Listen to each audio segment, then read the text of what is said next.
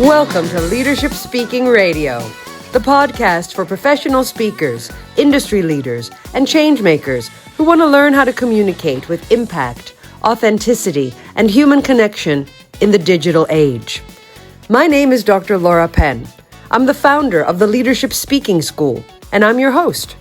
Visit my website, theleadershipspeakingschool.com, to find out more about how we can support you to show up as the best version of yourself every time you speak. Now, let's get straight into our topic.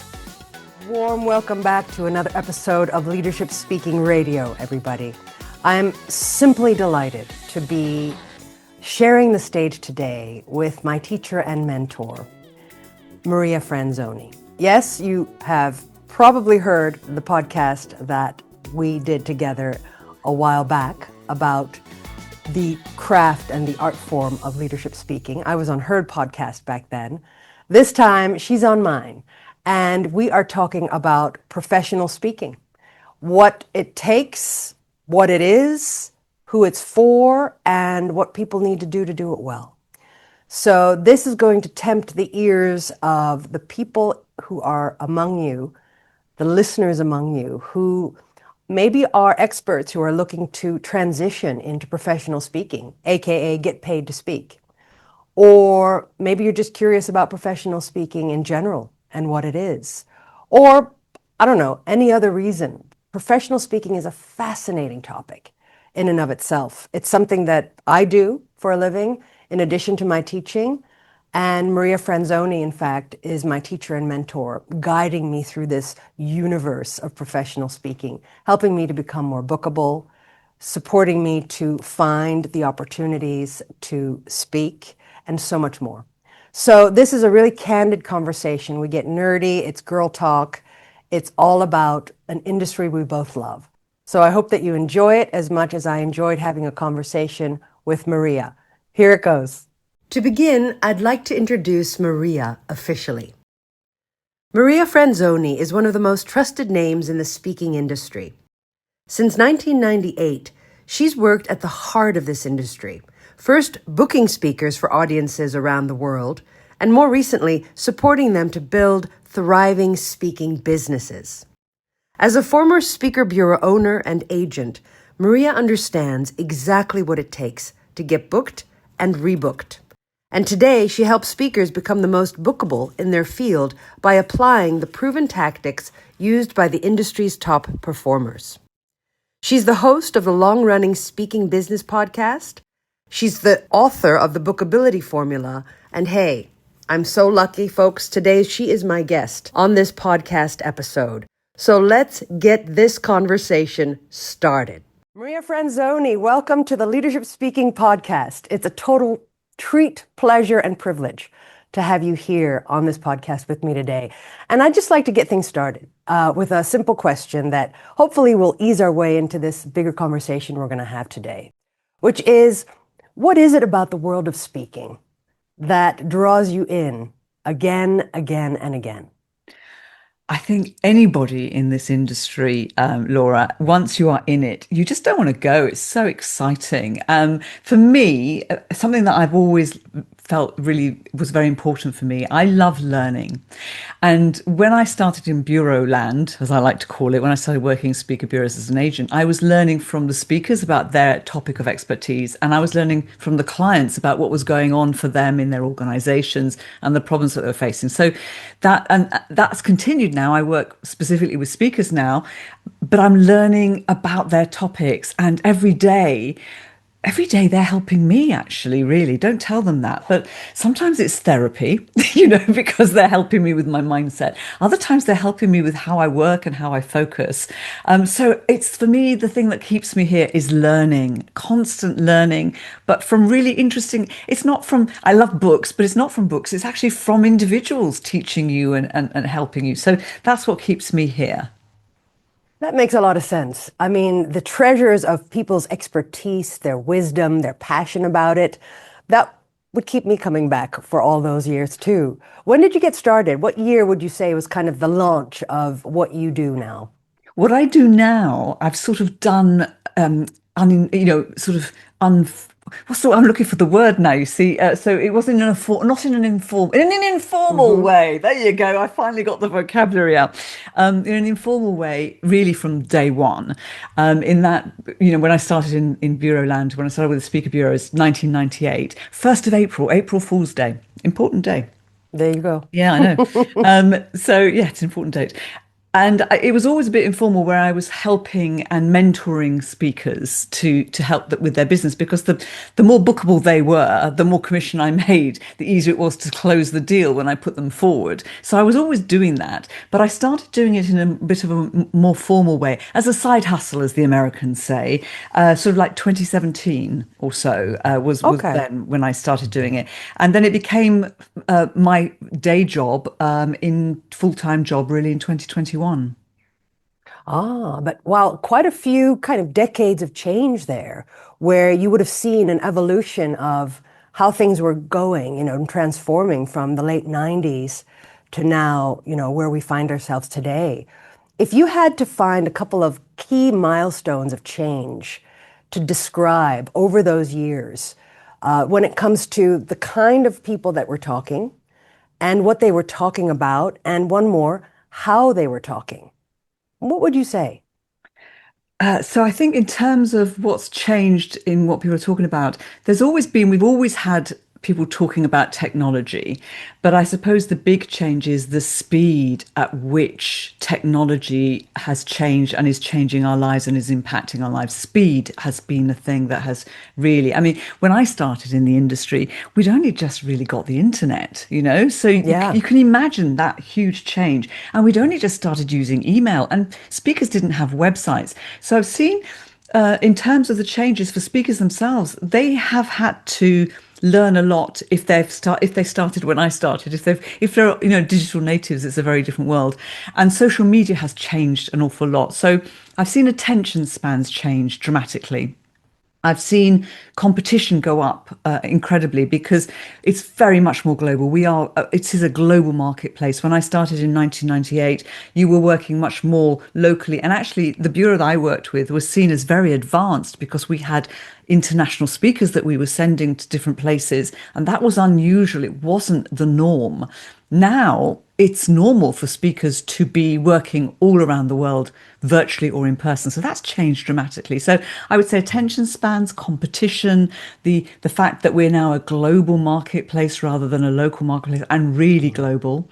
And I think the other thing is the way people do business has certainly changed. We weren't using social media in the early days, and now some people are really harnessing it for their business. Others are not. Others still prefer building relationships away from that platform.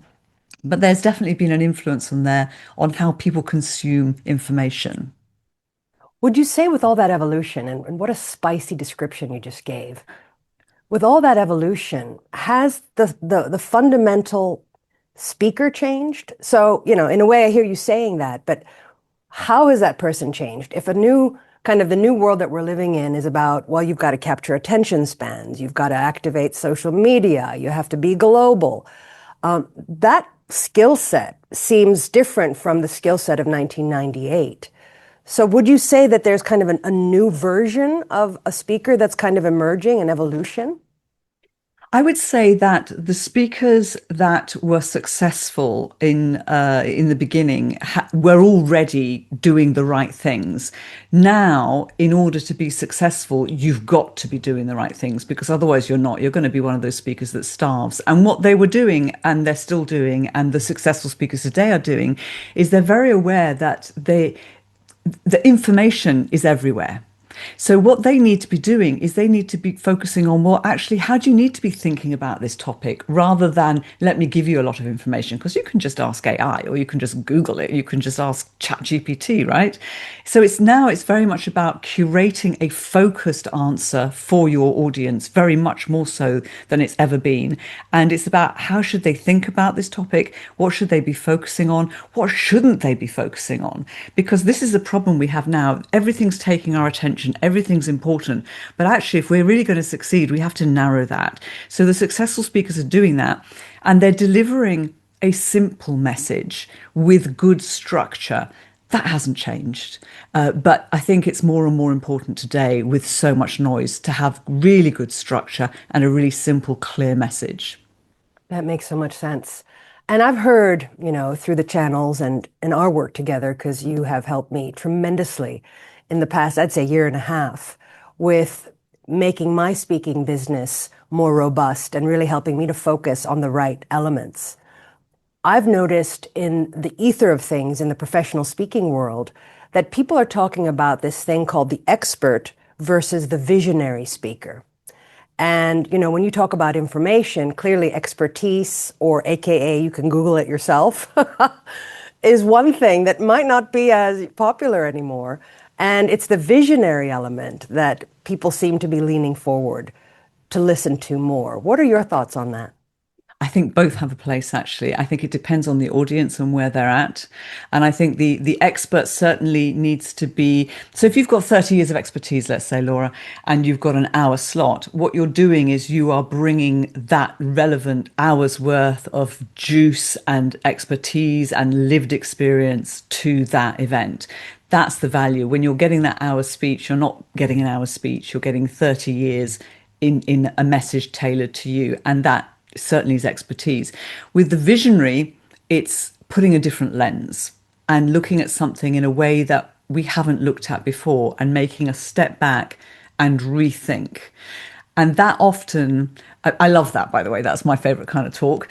That's harder. That's really hard to do. And there are fewer people doing that. And more often than not, actually, those are the higher paid speakers and the ones that are speaking to the more senior audiences, because that's a strategic type speech, really, isn't it? That strategic content. And the expert is likely to be the more practical, go off and actually apply something today. So that, I think both have a place. I think that that's true. And I think that audiences would want both versions of that.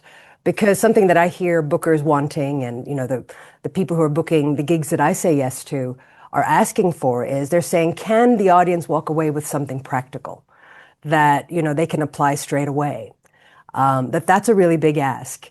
And of course, can you wow them with something that maybe they've heard before, but maybe not the way you say it?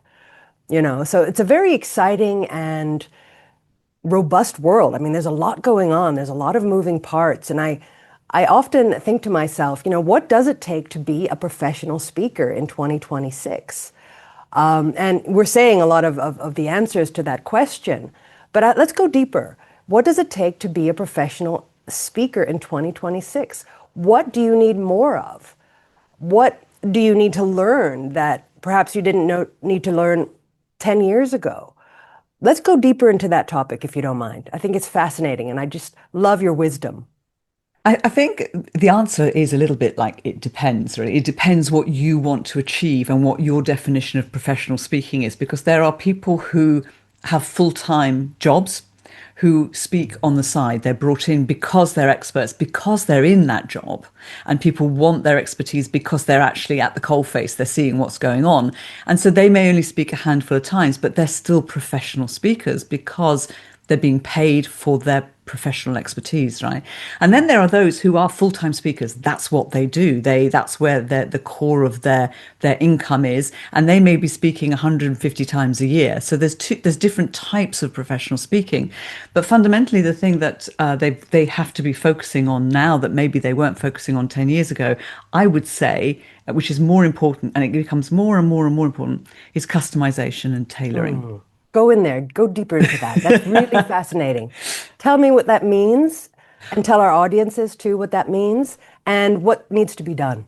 Well, I think in the past, and I've seen it in my bureau days, a speaker, if they had a great story and a great speech, they could repeat that same speech to many different audiences. It was unlikely in 1998, in 2000, 2001, early 2000s, that somebody would have heard it elsewhere. It was unlikely that it would be on YouTube, or that it would be on social media, or that it would be talked about. Now, because everything is out there, everything's recorded, right? Literally everything's recorded and everything's on social media. You can't repeat the same speech time and time again. You can't tell the same stories time and time again. You have to adapt them. And the best way to adapt them is to be understanding and really scoping carefully with your client, with your audience.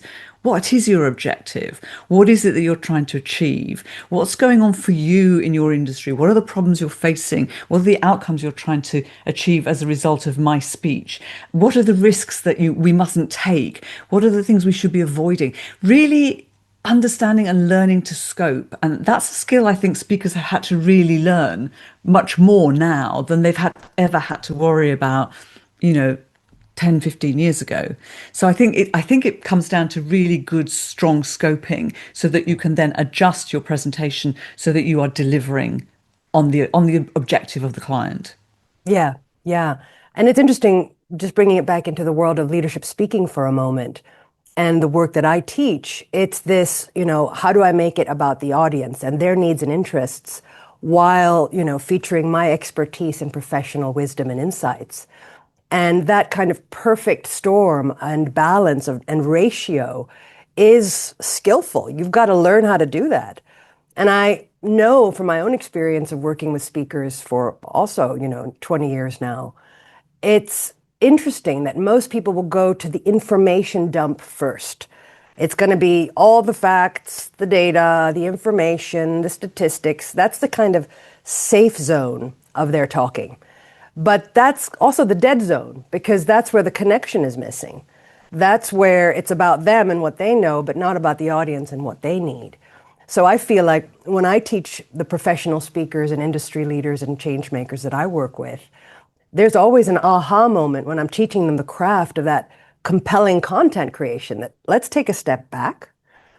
Who is that audience? Like you say, the due diligence of knowing who that audience is essential. And what do you want them to feel as a result of your talk? What do you want them to know? And if possible, and if relevant, what do you want them to do? So this kind of framing is craft-based work, what I call craft-based work, because it's a skill. And it's hard to learn that skill. You can learn by doing, you can learn by habit, you can learn by trying things out, but there's no school that says, well, come and learn how to do this here. Where do you think people learn? You're in the industry of professional speaking, where do people go to learn? Well, actually, there are a few places people can go. They can come to you for a start. They can go to Mary Tilson Wharton, who's brilliant at scoping. They can also, it should be part of everything that you do. You should be always thinking about the audience. You should always be thinking about, how I talk about think, feel, and do. You said feel, do. I said the same words. Think, what do you want them to think? What do you want? No, what do you want them to feel? Know. You said, what do you want What do you want them to know? Yeah. And what do you want them to do? Same idea. Same idea. So it is always about that, and every part of your speaking business should contain that. Your testimonial should talk about not you, but how your audience feels, or is doing something different. Your bio should be focusing on what is the problem that they need to be thinking, feeling, and doing something different. What's the outcome that they will be thinking? So every part of your speaking business, actually, this should be in. And there are people out there that can help you do that, but it's a way of thinking. It's a different way of thinking. And there's a very good book, actually, which we could recommend at the end, isn't there? That does help. There is, and we will get to that sweet thing at the end. Absolutely, there is.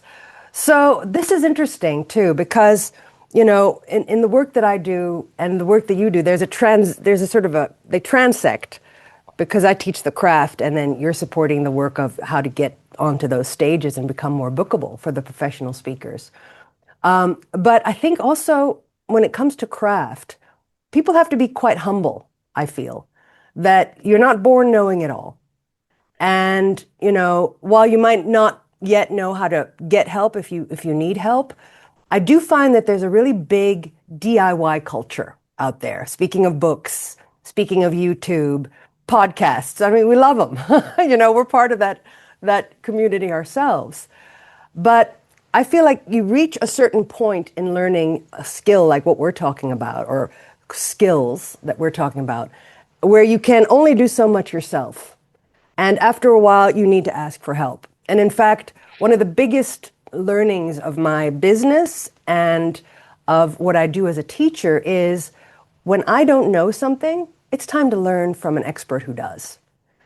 And that willingness to invest, to look for a teacher who has left breadcrumbs that you can follow, that lead all the way to writing them an email and asking for help, I think that's a really important part of professional speaking and, self-development in general. Because a lot of people, as I say, try to do it themselves. And let's not be afraid to ask for help if we need it. Let's know, based on the examples you gave, and there are others, that there are resources out there for help and support. So we're going to just change gears for a second with a question that's burning on the tip of my tongue. As somebody who's starting out in the industry and, finally wants to get paid now for their work in speaking, what are 3 things that you can think of that they must have and must do in order to succeed? Yes, good question. So I think there are the three things. One is you have to have a really good speech, right? And that's something that people forget, that they will dive in and dive into their speaking business and not work on being a good speaker. Right. So not only does that speech need to have a really strong message that is unique and memorable, but you've got to really know how to deliver it, because the competition out there, if you want to get paid professionally, you've got to show up good. And it's amazing how actually by being on podcasts, by being on video, by doing virtual and videos yourself, that helps you improve, and that helps you, especially if you watch back, which is horrible and painful. But you should definitely always be watching yourself back and working on that craft. The second thing you should have really these days, you have to, is a website. You've got to have, it's no good relying solely on social media, because you don't own that. You don't control that. You can't control what you can put on there. The website allows you to show up in sort of all your full color and profile and personality and everything that you want to put on there. So that's you. And then the final thing, which is really vital, and it doesn't have to be a show reel, but you need video. In the old days, going back to the 1990s, people used to come and see speakers and used to come and see them live. In fact, there are some of the big bureaus still run showcases where they have events where people come and see speakers live, because they still want to see what they're really like. But the next best thing, especially with this global market, is really good video. And you're not going to get good video if you can't deliver well, right? So it keeps coming back to being really strong on stage. So speech, website, video. Really clear. And obviously, the bells are ringing in my heart and mind when it comes to the delivery elements. Like, this is my jam. And in teaching leadership speaking, and all of the episodes that have come before this one in this leadership speaking radio, delivery is at the heart of the connection. If you've got great words, it doesn't matter. You have to know how to deliver those words so that, as Kristen Linklater, as all of my podcast listeners have heard me say before, used to say, words are little energy parcels. And your job as a speaker is to open the parcel to reveal the meaning of the word. That is delivery. That is how you are speaking, what you're doing with your voice, how you're moving, what your presence is, how you're using your breath, all of those elements. And I can't count how many speakers, Maria, I've seen who have incredible expertise and, New York Times best-selling author level. But they open their mouth and they have not worked on that delivery, and that will kill the message. And sorry, summertime, story's over. So that is a big one. And the website, of course, and showing up on video. I love what you said, that showing up on video also is a form of rehearsal to practice being in this medium. We've got to get good at it as speakers. And I heard somebody say once, a long time ago, I don't remember who, but they said, we're living in a world of 4K digital camera technology. So our performances need to be 4K. Our makeup and hair and outfit need to be 4K too. Oh dear, I'm going to hairdresser this afternoon. We should have done this tomorrow. You look fabulous. You always look fabulous. So, these are the things to think about. These are the tools in the toolbox for professional speakers. I have some quick fire questions, if you don't mind me throwing those out at you. They're fun. They're not gonna stump you. And then we're gonna wrap up this great conversation. So are you ready for your first question? It's a prompt. And obviously the overarching theme is professional speaking. So here's the prompt. The world needs more ... Simplicity. If I had a magic wand, I'd turn back time. I love it. The missing piece is... Oh gosh, I don't know. I don't know if there is a missing piece. I think it's probably within you. Speakers are at their very best when... They're listening. I love the world of professional speaking because... It's just, oh my God, it's unique, totally and utterly unique and crazy and bonkers. It's worth it because... I'm worth it. Okay. You did well. You survived the rapid fire round. All is well in the world. Well, listen, I want to do a big plug for your beautiful book, which I have next to me, and I will now show for the camera. Thank This you. this beautiful work of art, the Bookability Formula, what the 1% most book speakers do, and you can too. Maria, this book is available where? How can people find this book? Amazon, of course, is available, or on my website, which is mariafranzoni.me. If you go to my website, I will send you a signed copy. Yay! And truth be told, I have a signed copy right here. So this is precious to me. This is precious. Maria, thank you for your pearls of wisdom, your really valuable industry insights that you've been collecting over your lifetime and your career that are helping us here on Leadership Speaking Radio. I really, really value your contribution. And thank you for your time and energy. Thank you. Well, it's a wrap, and I hope that you enjoyed this episode as much as I enjoyed delivering it. Subscribe now to Leadership Speaking Radio on my YouTube channel to be sure not to miss an episode. And don't forget to visit my website, theleadershipspeakingschool.com, to learn more about how you can show up as the best version of yourself every time you speak. And if you're enjoying this podcast and get real value from it, go ahead and recommend it to a friend or colleague so that they can get great value too. That's all for now, folks. Until next time, thanks for listening.